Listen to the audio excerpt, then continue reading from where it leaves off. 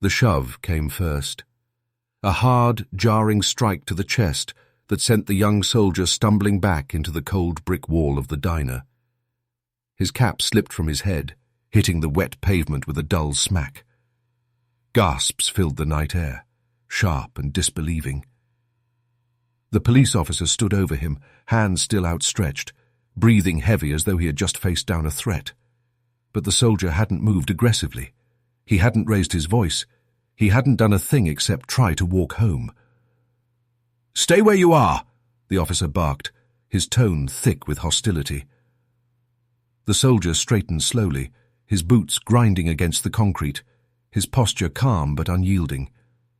His voice came low, controlled, each word deliberate. "Officer, I haven't done anything wrong." But control wasn't enough. Not tonight. The officer stepped closer, eyes narrowing, searching for defiance where there was none. The badge on his chest gleamed under the streetlight, but it wasn't authority that filled the air. It was raw intimidation. "You think wearing that uniform makes you special?" the officer hissed. "Out here, this late, looking like that. You're suspicious." The word cut deep. Suspicious. The soldier clenched his jaw, forcing his breathing steady. Suspicious wasn't what they called him overseas. Over there, they called him reliable, brave, brother. Over there, the uniform meant respect. Here, on this wet American street, it meant nothing. A small crowd had begun to gather. A couple leaving the diner froze near the door, their eyes darting between the officer and the soldier. A teenager across the street raised a phone, the faint glow of a recording light flickering. The world was watching, even if only a handful of strangers. The soldier lifted his military ID slowly, deliberately. "My name is Specialist Carter, U.S. Army. I just returned from deployment. I'm heading home." The card hovered in the dim light, but the officer didn't look at it. He didn't want proof. He wanted dominance. "I don't care who you say you are," the officer snapped. "Hands where I can see them. Now." The soldier obeyed, raising his hands slowly, palms open. His voice remained steady, though inside his pride burned. "I respect your position, sir, but this isn't right." And that was it. The final spark. The officer lunged forward, his hand shoving against the soldier's chest once more, harder this time. The soldier's boots scraped against the sidewalk, his balance wavering before he caught himself. The crowd erupted with protest. "Hey! He didn't do anything!" one voice shouted. Another called, "That's a soldier, man! He's serving our country!" But the officer's focus didn't shift. His hand hovered near the cuffs on his belt, his voice loud, authoritative. "Turn around! You're under arrest!" The soldier's eyes hardened, though his voice stayed even. "For what? Tell me what law I've broken." The officer didn't answer. He didn't need to. His silence was louder than words. This wasn't about law. It was about control. The soldier stood still, heart pounding, rain sliding down his face. He had been trained to keep his composure under fire, to withstand chaos and fear. But this, being treated as an enemy in his own country, was a wound no battlefield had ever given him. The crowd pressed closer, phones lifted, voices demanding justice. But their cries only made the officer more determined. His hand closed around the cuffs. And then... Headlights cut through the night. Another vehicle rolled up to the curb, its engine low, its presence commanding. The soldier glanced sideways, his breath catching. Something, or someone, was coming. The officer didn't notice at first. He was too busy trying to force submission. But the murmurs in the crowd shifted, whisper, purrs growing louder as the car door opened. The night wasn't done, not by far. His name was Specialist David Carter. To the officer, to the people watching on the sidewalk, he was just a young black man in camouflage. But behind that uniform was a story that carried more weight than the shove he had just endured. David had enlisted when he was only 19, not because he wanted adventure, but because he believed in something bigger than himself. He believed in service, in sacrifice, in protecting a country that promised freedom. And he had paid that price, again and again. Afghanistan, Iraq, places most Americans only heard about in passing headlines. For David, those weren't names on a map. They were deserts he had marched across under blistering sun, mountains where he had carried brothers too injured to walk, streets where every shadow could hide an ambush. The uniform he wore tonight wasn't just fabric. It was a shield stitched with blood, sweat, and the memory of fallen friends. And yet here, on this quiet American street, it meant nothing. Inside his mind, David could still hear the echoes of deployment. The steady voice of his squad leader, "Keep your head down, Carter. You're our cover fire." The heavy thud of rotor blades as helicopters lifted into the night. The whispered prayers he said when the bullets were flying closer than breath. And through it all, he had carried himself with honor. He had written letters home to his mother, promising he'd come back, promising her the uniform she saw on the news would protect him. But tonight, that promise felt broken. The officer's shove wasn't just physical. It was a statement, a reminder that no matter how much David gave, there would be those who saw only his skin before his service. He clenched his fists at his side, fighting the urge to react, because he knew one wrong move could ruin everything. The crowd around him whispered in disbelief. "He's a soldier," someone murmured. "Why is he treating him like that?" another asked. A teenage boy held his phone higher, recording every second. David caught the boy's eye and gave the smallest shake of his head, as if to say, "Don't get involved. Don't make this worse." But deep down, David knew this moment was already bigger than him. Who was David Carter, really? He was a son of Alabama, raised in a small town where his grandmother's voice filled Sunday mornings with gospel hymns, where his father taught him to throw a football on fields of worn grass.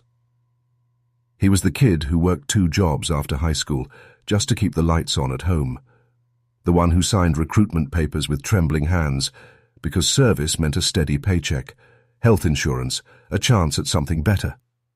And in the army, he had found more than a paycheck. He had found purpose, brotherhood.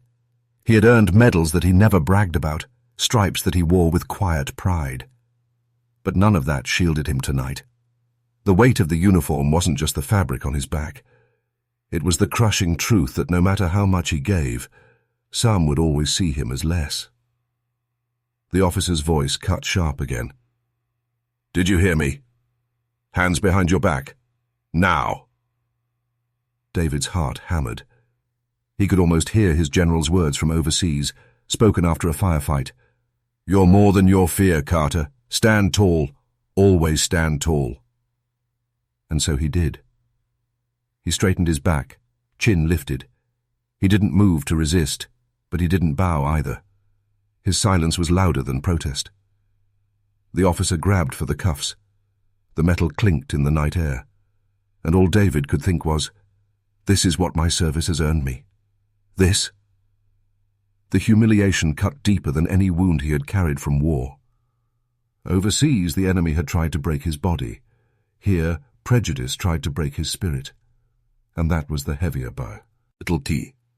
The crowd grew restless. "Let him go," someone shouted.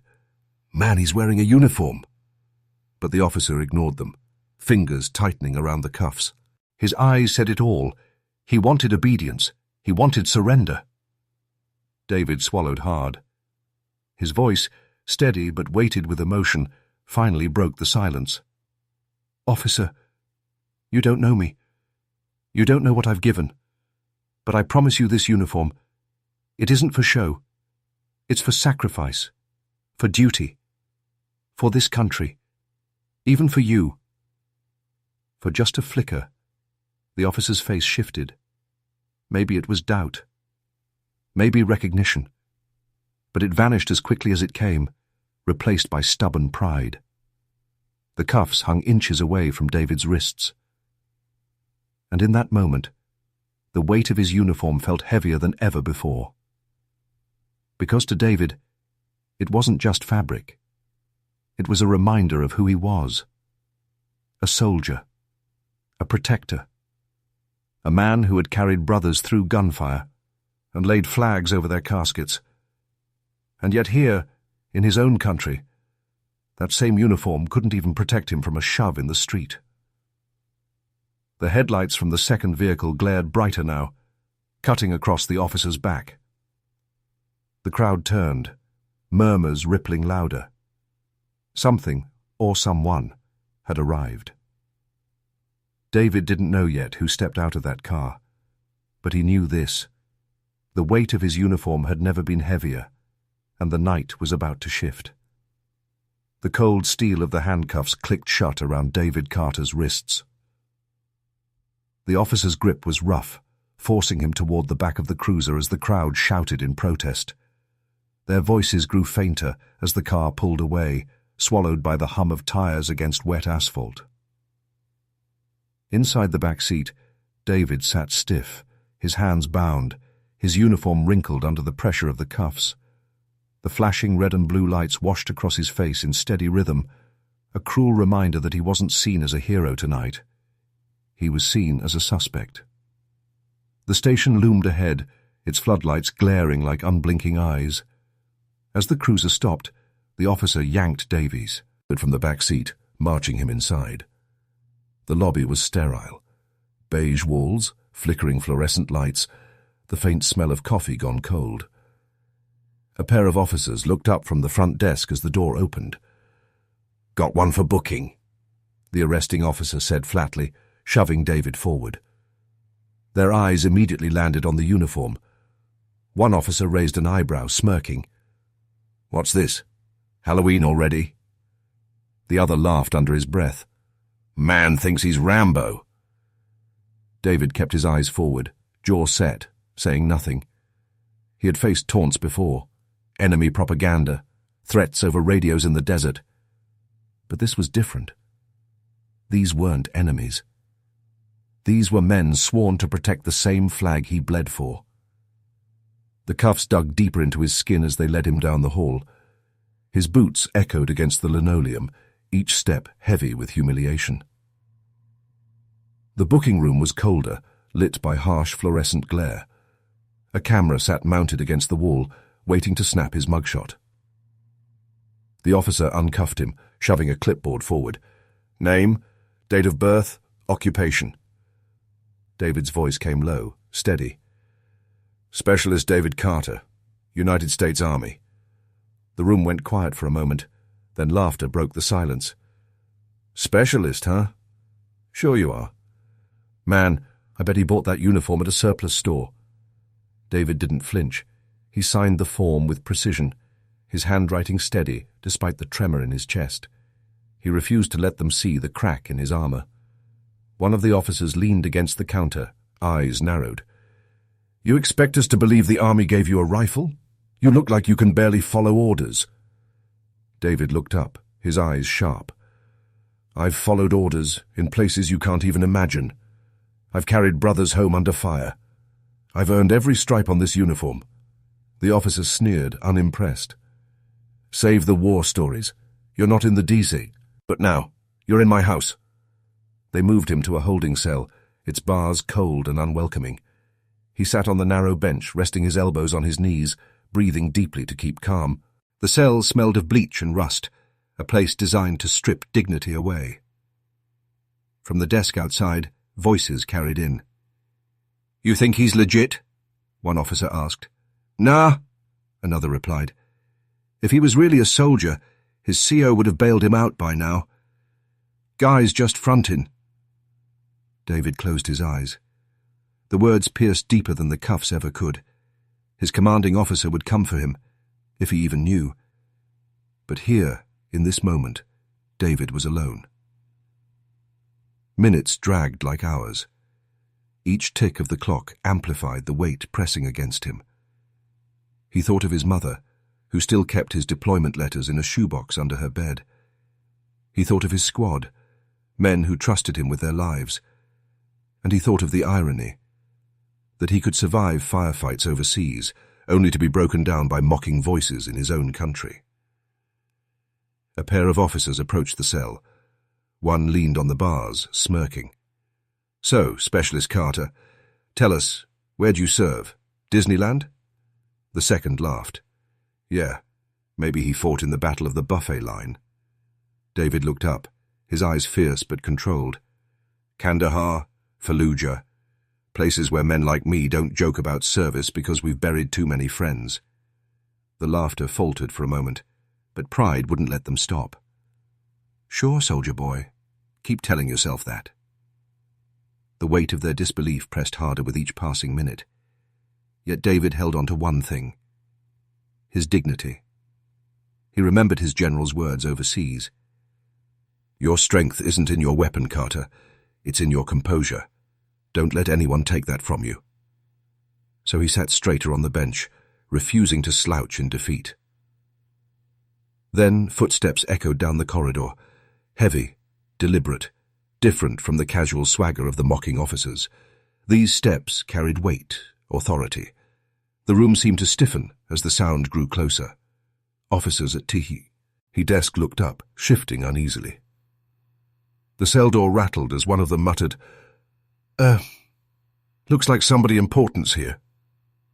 David lifted his head, a flicker of hope rising through the storm of humiliation. Because maybe, just maybe, his service hadn't been forgotten. The atmosphere changed in an instant, and what happened next would silence the laughter for good. The tension in the station was suffocating.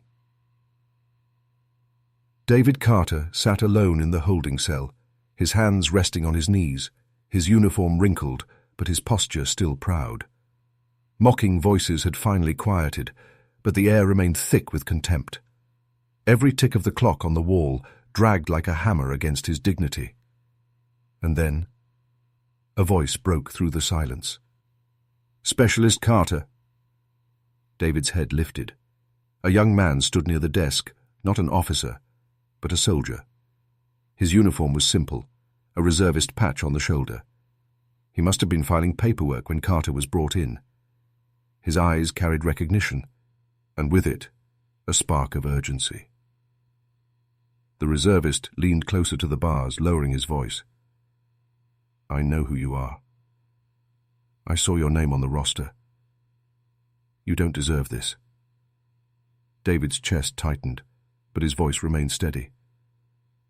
"Appreciate it. Doesn't seem like anyone here is listening." The soldier hesitated, glancing around. "They won't. Not unless someone higher steps in." He swallowed hard. "But I can make a call." For the first time since his arrest, a flicker of hope pierced the storm. The reservist slipped into the hallway, phone clutched in his hand. His heart raced. He knew this wasn't protocol. Making calls outside the chain of command could cost him. But watching a decorated soldier humiliated in front of sneering officers, it was unbearable. He dialed a number, his hands trembling. The first attempt went unanswered. His throat tightened. He tried again. Finally, a deep voice answered, curt and alert. "Colonel Reeves speaking." The reservist straightened instinctively, his words tumbling out. "Sir, forgive me for calling directly, but we have a situation. Specialist David Carter has been arrested at the local station. He's in uniform, sir, and the officers are mocking him, treating him like a criminal." There was a pause, heavy, weighted. "Repeat that," the colonel said slowly. The reservist's grip tightened on the phone. "Specialist Carter. Combat tours overseas. They shoved him, sir. Dragged him in like he was nothing. I'm telling you, it's wrong. He needs help." Another silence followed, but this one felt different. Dangerous, like a storm brewing. The colonel's voice dropped lower. "You did the right thing, soldier. I'll take it from here." The line clicked dead. The reservist exhaled shakily. Somewhere deep inside, he knew things were about to change. Back in the holding cell, David leaned against the wall, his eyes fixed on the ceiling. He didn't know what was happening beyond those bars. He only knew humiliation clung to him like a shadow. The same officers who mocked him earlier walked past, chuckling. "Still playing soldier, huh?" David didn't answer.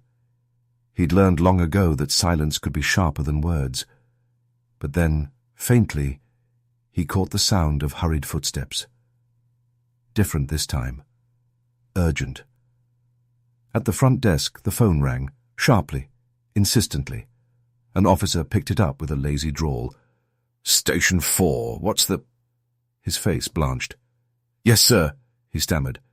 "He's here. Carter." "Yes, sir." His voice trembled, the arrogance draining out of him. "Understood, sir. Right away." When the receiver clicked down, every eye in the room turned. "What was that?" another officer asked. The man at the phone swallowed hard. "That was higher command. They know." The words dropped like stones in water, sending ripples of unease through the station. The reservist reappeared at the hallway's end, his expression tense but hopeful. He leaned toward the cell, whispering, "They're coming for you." "I do. Don't know who exactly, but somebody important." David's brow furrowed. He had learned never to trust relief too soon. But the shift in the room was undeniable. Officers who had laughed at him minutes earlier now avoided his gaze. The station had gone from hostile to nervous in the span of a single phone call. Meanwhile, somewhere across town, the colonel's own call was already climbing the ladder. From Reeves to a general who knew Carter by name. A man who had seen Carter's bravery firsthand on a battlefield thousands of miles away. "David Carter," the general repeated. "He's one of mine." His voice turned to steel. "Get me that station's address." The wheels of power had begun to move. Back in the cell, David adjusted his cap on his knee, trying to steady his breathing. He didn't want to believe in false hope. He had endured too much to gamble on promises. But something in the officers' faces told him the tide was turning. Their mocking smirks had slipped. Their voices carried unease. One muttered under his breath, "We're in trouble." The reservist whispered again through the bars, "Hold on, specialist. Help's on the way." David finally allowed himself the smallest nod. He didn't know how soon or in what form, but he could feel it. The balance of power was about to shift. The phone call had been made, the message delivered, and the general was on his way. The front doors of the station slammed open. Every head snapped toward the sound. Boots struck the tile floor with sharp precision, measured, powerful, and unrelenting. The kind of stride that belonged to a man who was never questioned. And then he appeared. A towering figure in full dress uniform, his shoulders squared, his chest decorated with ribbons earned across decades of service. His presence alone silenced the room. Conversations died mid-sentence. The mocking smirks that had filled the air only, moments before, evaporated into thin, nervous tension. This was Major General Jonathan Briggs, a man whose reputation preceded him. Soldiers whispered his name with respect on the battlefield. Commanders stood taller when he entered a room, and tonight he had come for David Carter. The desk sergeant rose from his chair, fumbling with his words. Sir, this is a local precinct. You can't just—" The general's gaze cut through him like glass. "Can't just what, Sergeant?" His voice was deep, steady, and sharp enough to freeze the room. "Can't just walk into a station holding one of my soldiers? Can't just demand to know why Specialist David Carter is being treated like a criminal?" The sergeant swallowed, stammering. It's procedure, sir. He was acting suspicious." Briggs took one step closer, his chest nearly brushing the desk. His words dropped to a growl. "Suspicious? The man has 2 combat tours. He's bled for this country. And you call that suspicious?" The sergeant looked down, unable to meet his eyes. From the holding cell, David sat frozen, his breath caught in his throat. He had heard stories of General Briggs, the kind of leader who never abandoned his men. But to see him here, standing in the very station where he'd been humiliated, felt unreal. The cell door clanged as Briggs approached, the officers stepping aside as if pulled by gravity. "Specialist Carter," Briggs said, his voice firm but warm. "On your feet, soldier." David rose instantly, heels clicking together. "Sir!" Briggs scanned him from head to toe. His uniform wrinkled, his dignity bruised, but his composure intact. Briggs gave a single nod, pride flickering in his eyes. "You held yourself well." Then, without breaking stride, he turned to the nearest officer. "Open this cell. Now." The officer hesitated, fumbling for the keys. His hand shook as he unlocked the door, the clang echoing like a final judgment. David stepped out, standing tall beside his general. The silence in the station thickened, heavy as stone. Every officer avoided eye contact, their assumed arrogance shriveled under the general's glare. "Who put their hands on this soldier?"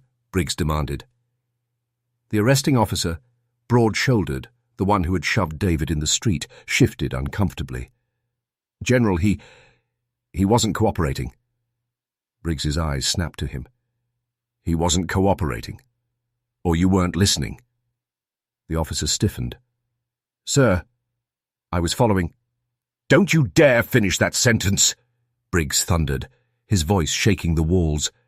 "Don't you dare hide behind procedure when all you showed was prejudice." The entire room flinched. Even the fluorescent lights seemed to flicker under the weight of his words. Briggs turned slowly, his gaze sweeping across every officer present. "This man stood guard while you slept safe in your homes. He carried brothers out of fire so families could welcome their sons back. He fought for a country that tonight failed to fight for him."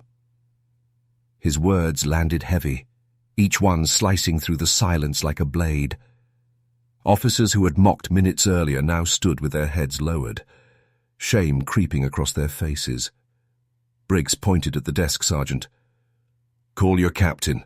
Call your chief. Call whoever you answer to. Because tonight, this station answers to me." The sergeant scrambled for the phone, his voice shaking as he dialed. David stood beside his general, his chest tight with a mix of pride and disbelief. For hours, he had endured humiliation. Now, with a single presence, the balance of power had shifted completely. Briggs lowered his tone, addressing David quietly but firmly. "Specialist, you did exactly what I expect of my men. You kept composure. You stood tall. You proved strength doesn't always come from fists." David's throat tightened. He swallowed hard, forcing out the only word he could manage. "Thank you, sir."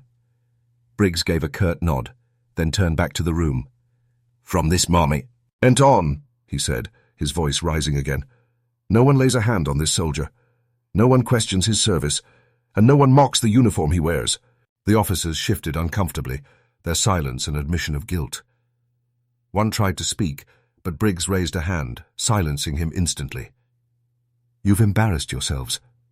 Worse, you've embarrassed this nation, and I'll make sure every superior you answer to knows exactly what happened here tonight." The words echoed, final and damning.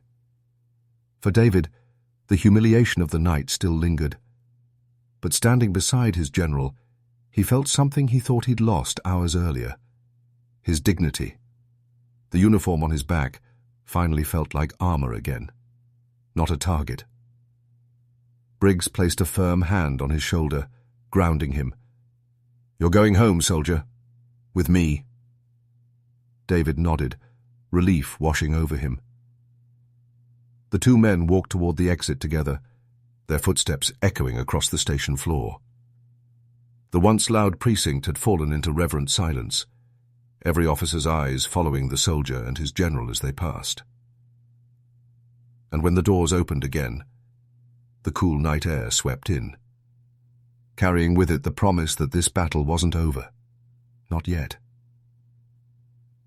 Because outside those walls, consequences still waited to unfold. Every single one of you, stand down. The command cracked through the air like thunder. General Briggs's voice was not just loud, it was absolute. It carried the weight of decades of service, of battles fought and victories earned, and of a man who had led others through life and death. The station froze. Pens stopped moving, chairs stopped squeaking, even breaths seemed to catch midair. The officers who had sneered and mocked just minutes before now stood paralyzed. Some stiffened instinctively, like raw recruits at inspection. Others shifted uncomfortably, realizing they were no longer in control. General Briggs's boots echoed as he took a slow step forward. His eyes swept across the room, pinning each officer in place. "Do you hear me? This is not a recce, West. This is a direct order. Stand down." The words weren't meant for one man. They were meant for all of them. An older officer, trying to salvage some pride, cleared his throat. "General, with all due respect, this is a police station. You don't—" Briggs cut him off instantly. His tone sharpened like steel. "Don't finish that sentence. You think the uniform on your back gives you authority? It does. But it does not give you the right to dishonor the uniform this man wears."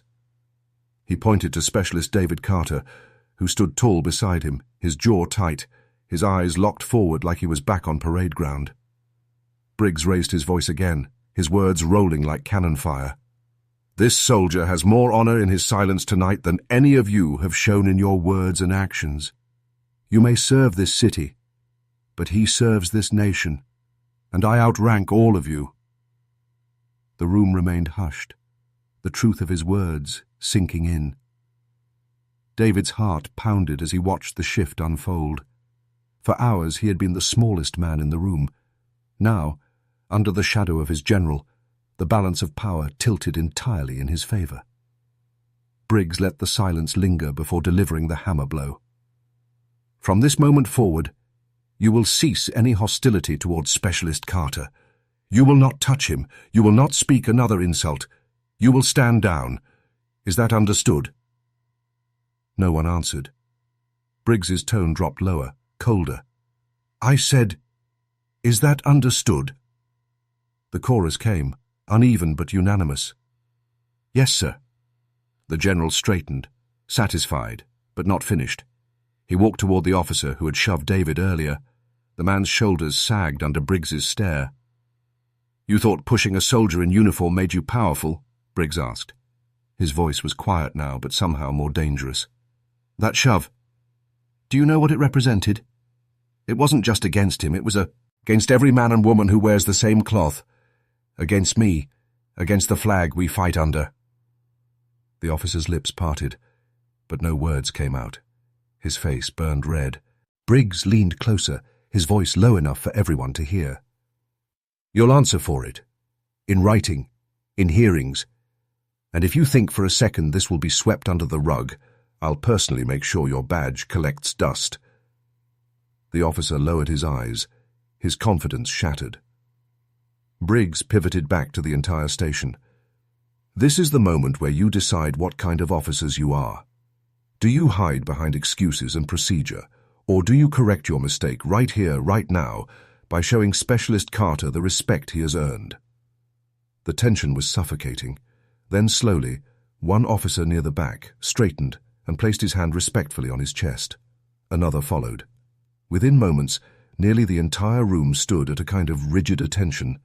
Not military, but an unmistakable gesture of acknowledgement. Briggs nodded, finally satisfied. David swallowed hard, overwhelmed. For the first time since the ordeal began, he felt the scales of justice tipping back toward balance. Briggs turned to him, his tone softening. "Specialist, you are free to go. You were always free to go. Tonight, these men needed reminding." David nodded, voice steady though his chest felt heavy. "Yes, sir." The general placed a hand on his shoulder, squeezing firmly. "Walk out of here with your head high. That uniform deserves it." The two men walked toward the station doors. The sound of their footsteps carried like a drumbeat in the hollow silence. No one dared to move. No one dared to speak. The authority in the room had shifted so completely, it was almost tangible. Just before stepping outside, Briggs turned one last time. His eyes locked on the sergeant at the desk. "Remember this night. The world is watching how you treat those who defend it." Then the doors opened, spilling them into the cool night air. For David, the stars overhead felt brighter than they had in years. The weight pressing on his chest finally lifted, replaced by something he hadn't expected. Hope. Justice had not yet been fully served, but for the first time, it had begun. And as they walked into the night, one thought lingered. The story was far from over. Because the consequences of this night, the humiliation, the defiance, and the general's thunderous command, would ripple far beyond the station's walls. The station was silent. Every officer stood frozen, the echo of General Briggs's command still ringing in the air. But the general wasn't finished, not by a long shot. He stepped forward, his chest rising with slow, deliberate breaths. Then, in a voice that carried more than authority, it carried history, he began, "You see this soldier standing beside me?" He gestured toward David Carter, who kept his back straight, though his eyes betrayed the storm of emotions within him. "You called him suspicious. You treated him like a criminal. But do you know who he truly is?" No one answered. Not a word. Briggs's stare hardened. "Then let me educate you." The general pulled a folded document from his uniform jacket. The creases were sharp, like it had been prepared for a courtroom rather than a police station. He unfolded it with slow precision, the sound of the paper cutting through the silence. "Specialist David Carter," Briggs began, reading each word with weight. "Enlisted at the age of 19, served in the 82nd Airborne Division, completed 2 combat tours overseas." Several officers shifted uncomfortably, realizing their ignorance was about to be laid bare. Briggs's voice grew louder. "In his first tour, he carried 3 wounded brothers across open fire after his unit was ambushed. For that, he received the Bronze Star for valor." Murmurs rippled through the room. David stood frozen, his hands clenched into fists. He had never asked for his story, to be read aloud, but hearing it now, spoken by his commanding officer, felt like both a shield and a burden. The general continued. "On his second deployment, his convoy was hit by an IED. Shrapnel tore through his side. He refused medical evacuation until every other soldier under his command was safe. For that, he was awarded the Purple Heart." The silence deepened. Not even the hum of the fluorescent lights dared interrupt. Briggs lowered the paper, his eyes locking onto the officers nearest him. "And tonight, you mocked him. You shoved him. You doubted his worth. A man who has risked more in a single hour than some of you will in your entire careers." The weight of the truth crushed the arrogance from their faces. The very uniforms they wore seemed to shrink under the force of his words. One officer tried to speak. His voice cracked. "General, we didn't know." Briggs's eyes blazed. "You didn't ask. That's the problem.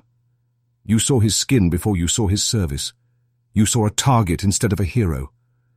And for that, you should be ashamed."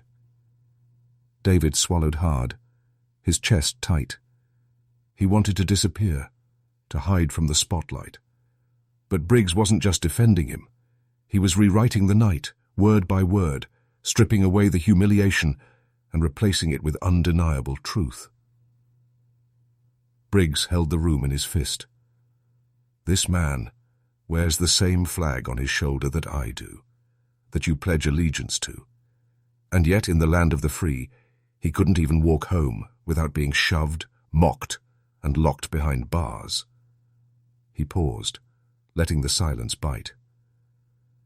This isn't just about Specialist Carter. This is about every soldier who comes home expecting gratitude and finds suspicion. Every veteran who sacrifices abroad only to be disrespected at home. And tonight, you made yourselves the embodiment of that failure. The words hit harder than any punishment could. Heads dropped, eyes stared at the floor. The shame was unbearable, but deserved. David's voice finally broke through. It was quiet, but steady. "Sir, may I say something?" Briggs turned to him, his expression softening. "Go ahead, soldier." David looked out at the room of officers, his voice trembling with both pain and resolve. "I didn't put on this uniform to be called a hero. I put it on because I wanted to protect people. All people. Even those who look at me like I don't belong. I never expected a medal. I just wanted respect." The words sank like stones in water, rippling outward. Some officers shifted, their eyes glistening. Others clenched their jaws, trapped between guilt and pride. Briggs placed a steady hand on David's shoulder. "You've earned far more than respect, son." The general turned back to the room, his final words thunderous. "Now you know the truth. Remember it. Etch it into your minds. Because the next time you see a man in uniform, you won't see suspicion. You won't see color. You'll see sacrifice. And if you forget again, I'll be back. And I will not be gentle." The silence that followed was different. It wasn't just shame. It was realization. It was the crumbling of arrogance, the burning sting of truth laid bare. As the general folded the paper and tucked it away, David felt something shift deep within him. The humiliation of earlier still ached, but it was no longer the final note of the night. His truth had been spoken, his service had been honored, and the men who mocked him now stood speechless in the face of it. Briggs gave a sharp nod to the room. "Dismissed." The word carried finality. As David and the general stepped once more toward the station doors, the air behind them hung heavy with the weight of what had just been revealed. No one dared to speak. No one dared to move. Outside, the night air was cold, but for David it felt like freedom. His truth had been hidden, ignored, disrespected, but now it had been revealed. And in the glow of the streetlights, one truth lingered above all else. Sometimes justice doesn't arrive in silence. Sometimes it arrives wearing stars on its shoulders, and a voice that makes the world listen. The doors of the station swung shut behind them, and for the first time that night, Specialist David Carter felt the weight of the air shift. Inside, silence still clung to the officers who had mocked him. Outside, the world seemed painfully ordinary, the glow of streetlights, the hum of passing cars, the whisper of night air brushing against his uniform. But for David, nothing felt ordinary anymore. His chest rose and fell with the rhythm of a man holding back too much. Rage, shame, relief. It all collided inside him, threatening to break free. General Briggs walked at his side, his stride steady, his expression unreadable. Then, without slowing, he spoke. "Don't let them take this from you." David glanced at him, confused. "Take what, sir?" Briggs stopped. He turned, his sharp eyes locking onto the young soldier. "Your dignity, your pride, that uniform on your back." He tapped David's chest where the fabric stretched over his heart. "This means something. It meant something before tonight, and it'll mean something tomorrow. No ignorant man can strip that away." For a long moment, David didn't answer. The memories of the cell, the jeers, the shove on the street, they all pressed down on him like a weight. Finally, his voice cracked. "But, sir, they looked at me like I was nothing, like the uniform didn't matter, Like I didn't matter. Briggs's jaw tightened. His tone softened, but the steel remained. They were wrong. And now they know it. That shame they carry. It belongs to them, not to you. Remember that, Carter. When the world tries to cut you down, you don't shrink. You stand taller. David swallowed hard, blinking back the sting in his eyes. Yes, sir. They reached the General's car, parked beneath the yellow glow of a street lamp. The night was quiet, almost too quiet. As David opened the passenger door, his phone buzzed in his pocket. He pulled it out, hesitated, then answered. It was a fellow soldier, the one who had made the call earlier that night. "Carter! Are you okay, man?" The voice was strained, full of worry. David glanced at Briggs, who gave him a nod to answer. "I'm out," David said. His voice trembled. "General Briggs came. He stood up for me." On the other end of the line, silence fell for a beat. Then, "Good. Real good. Word's already spreading, brother. People are going to hear about what they did to you. They can't hide it." David's grip tightened on the phone. "I don't want to be a headline," he muttered. "I just wanted to eat dinner and go home." The soldier's voice softened.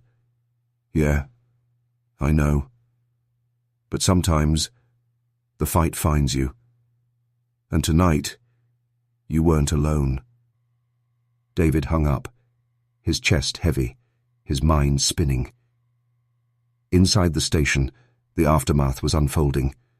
The captain had been called from home, his face pale as he listened to the report of what had happened. Officers who had laughed at Carter minutes earlier now stared at the floor, their shame heavy. The one who shoved him sat in a back office, head in his hands. Already, whispers of disciplinary action were swirling. Internal affairs would get involved. Reports would be written, rewritten, and scrutinized. But the damage was done. The truth was out. Back outside, Briggs climbed into the driver's seat, his movements slow, deliberate. He didn't start the car right away. Instead, he looked at David. "You know what happens next, don't you?" David frowned. "Paperwork, hearings, maybe the news." Briggs gave a dry chuckle. "That too. But I'm talking about you. You've got a choice, Carter. You can let this night break you, or you can let it define you." David stared out the windshield, the city lights blurring in the distance. "I don't want it to define me, sir. I just want to be a soldier, that's all." Briggs nodded slowly. "That's exactly why it will define you, because you didn't ask for the spotlight. But when it found you, you didn't falter." The engine roared to life, and the car pulled away from the curb. For a while, neither man spoke. The city rolled past, silent streets, dark windows, the occasional neon sign flickering in the night. Finally, Briggs broke the silence. "I'll see to it those officers face consequences, but know this, justice is slow, sometimes painfully slow. What matters is that tonight, you walked out of there with your head high."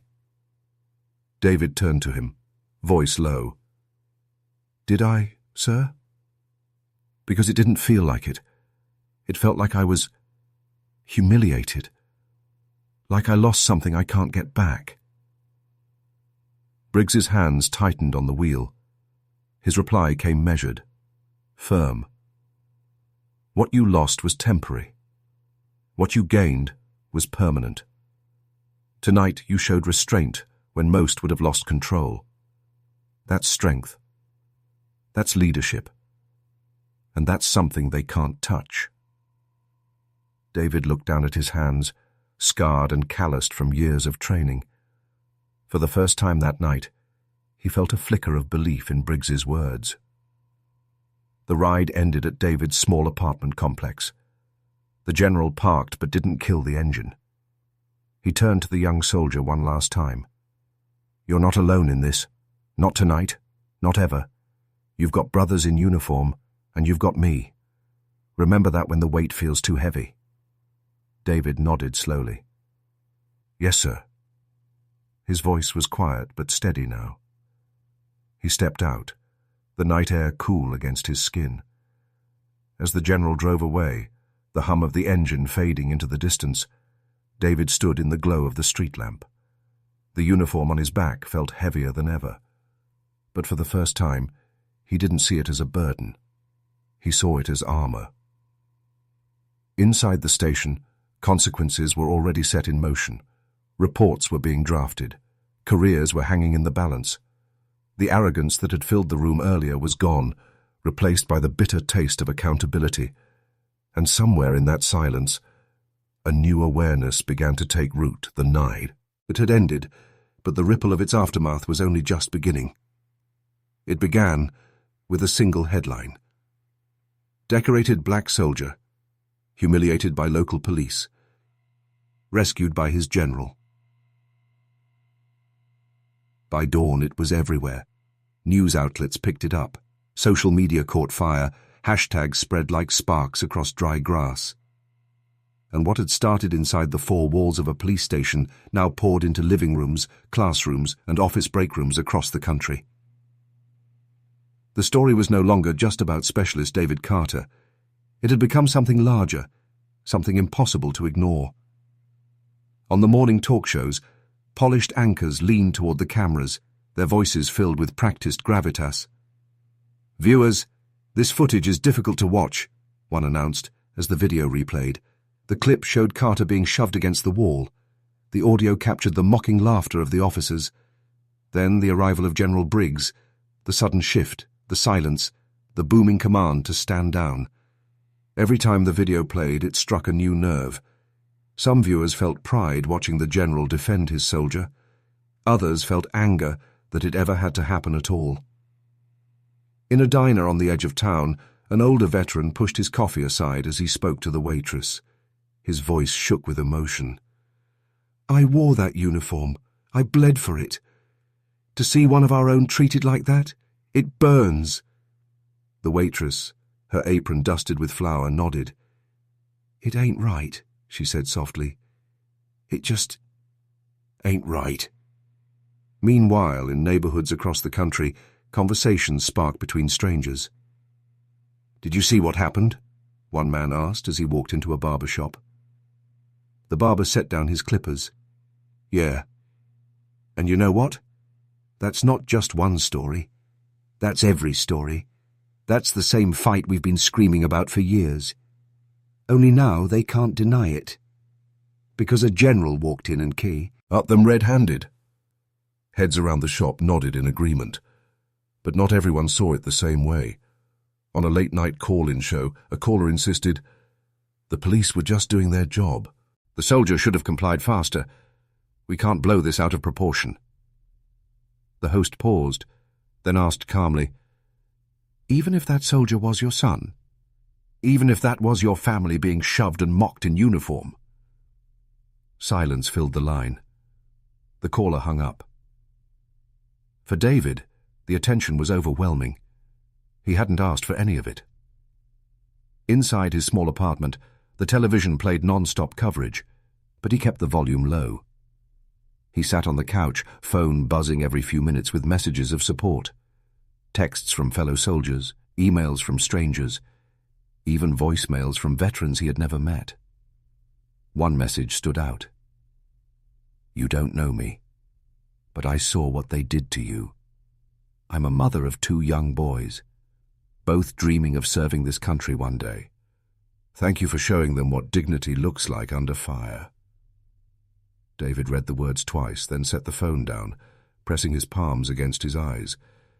He wasn't sure if he felt comforted or crushed by the weight of so many watching. General Briggs, meanwhile, faced his own storm. Requests for interviews poured in. Politicians called, some offering support, others urging restraint.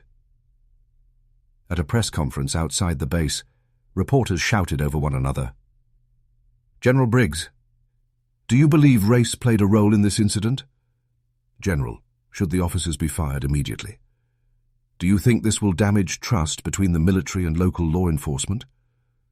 Briggs stood tall at the podium, his voice calm but unshakable. What I saw that night was a failure of respect. Respect for the uniform and respect for the man wearing it. Specialist Carter is a decorated soldier. But more than that, he is an American citizen who deserves dignity. We cannot call ourselves a just nation if we allow such treatment to go unanswered. The microphones bristled. The soundbite was replayed on every network within the Now, in classrooms, teachers paused their lessons to discuss the unfolding story. "What do you think this means?" a teacher asked her students. One young boy raised his hand. "It means even heroes can be treated unfair. That's not right." Another voice chimed in from the back. "It means people gotta speak up. If that general didn't come, nobody would have known what happened." The room fell silent, the truth of the child's words sinking in. Across the country, protests swelled. Marchers carried signs that read, "Respect those who serve. Justice for Carter. Stand down injustice." Chants echoed through the streets, the rhythm of anger and hope colliding in equal measure. Yet amidst the noise, one simple question rose again and again. How many more? How many more soldiers? How many more sons? How many more moments like this before change would come? For David, the question gnawed at him too. Late at night, he sat at his kitchen table, staring at his medals. Each one carried a memory, a battlefield, a sacrifice, a moment of courage. He whispered to himself, almost in disbelief, "I can risk my life overseas, but here, I'm shoved like I'm nothing." His hand trembled as he set the medal down. But then he remembered Briggs's words, "Don't let them take this from you." The uniform on his back still meant something. And now, maybe more than ever, the world was watching. The officers involved faced suspension. Internal Affairs began an investigation. Politicians demanded accountability, while activists demanded reform. But beyond punishment, something deeper had shifted. This wasn't just about one soldier anymore. It was about every black man and woman who had worn the uniform, who had given their all, only to come home and be treated as less.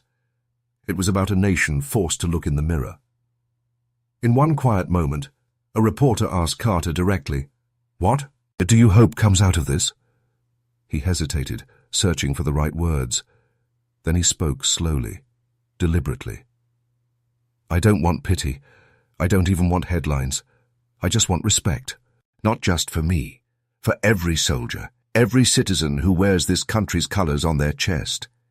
If we can't give each other that, then what are we really fighting for?" His words spread across screens, quoted in articles, shared in posts, replayed in clips. And in them, people heard not just the pain of one man, but the truth of many. By the end of the week, the story had become more than news.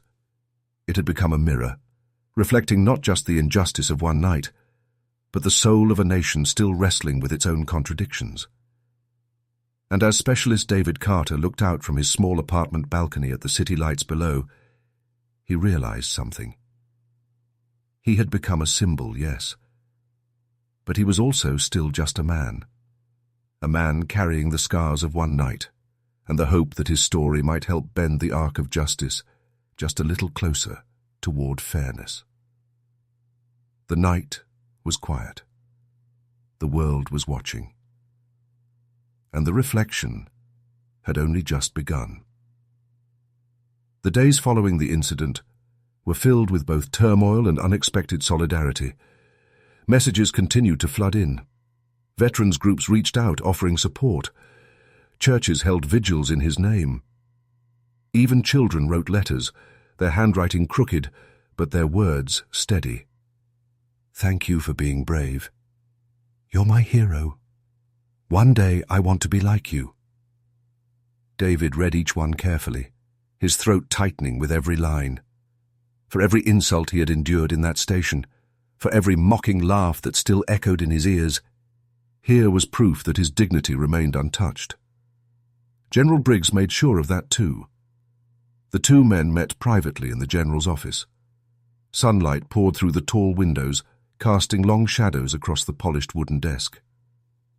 Briggs leaned forward, his voice firm but fatherly. "David, listen to me. What they tried to strip from you, they failed. They thought they could humiliate a soldier, but instead they revealed their own ignorance to the world." David nodded slowly, still processing.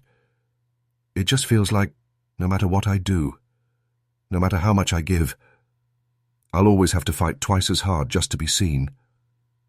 Briggs didn't flinch. "Then we fight twice as hard. But we don't fight alone. You hear me? You have your brothers. You have me. And now, you have a nation that knows your name." The words landed heavy, but they also carried light. For the first time since that night, David felt a small flame of strength flicker back to life inside him. Meanwhile, the community rallied. A town square was filled with people holding candles. They didn't chant. They didn't march.